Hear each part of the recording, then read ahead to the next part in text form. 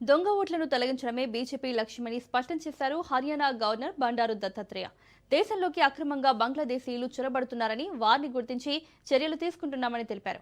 Voter జాబితా సవరణల ద్వారా దేశంలో హింసాత్మక శక్తులు చొరబడకుండా చర్యలు తీసుకుంటున్నామన్నారు. ప్రధాని మోదీ ప్రభుత్వాన్ని కొన్ని రాజకీయ పార్టీలు అప్రతిష్ట పాలు చేస్తున్నాయని విమర్శించారు. రాజ్యాంగాన్ని బలహీనపరిస్తే దేశం ప్రమాదంలో పడుతుందని హెచ్చరించారు. వాళ్ళు ఇంకా అనేకమైనటువంటి అపోహలు సృష్టిస్తున్నారు. వాస్తవంగా చెప్పాలంటే దొంగ ఓట్లు ఏవైతే చేర్పించబడినాయో పాతపట్నంలో కొన్ని ఇళ్లలో వ్యక్తులు లేకపోయినా 100 మంది 120 మంది పేర్ల మీద జాబితా ఉంది.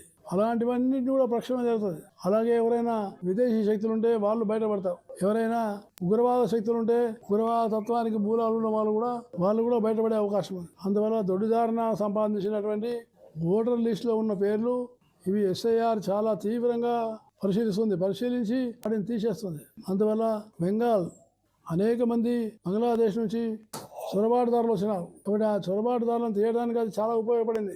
కొన్ని హింసాత్మకమైనటువంటి ఆ శక్తులు రాజకీయ అండ తీసుకొని వాళ్ళు కొంచెం ప్రయత్నం చేస్తున్నారు. అందువల్ల ఈ సార్ అనేటువంటి కార్యక్రమం అవుతుందో దీన్ని అందరూ కూడా పెద్ద ఎత్తున చేపట్టాలని. వాస్తవంగా ఒకవేళ ఇప్పుడు ఇచ్చినటువంటి కొత్త రిపోర్ట్లు ఏదైతే మ్యాపింగ్ జరిగిందో ఆ మ్యాపింగ్ లో 4 జిల్లాలలో మ్యాపింగ్ చాలా తక్కువైంది. మజ్లిస్ లాంటి పార్టీ వాళ్ళు ఇంకా అనేకమైనటువంటి అపోహ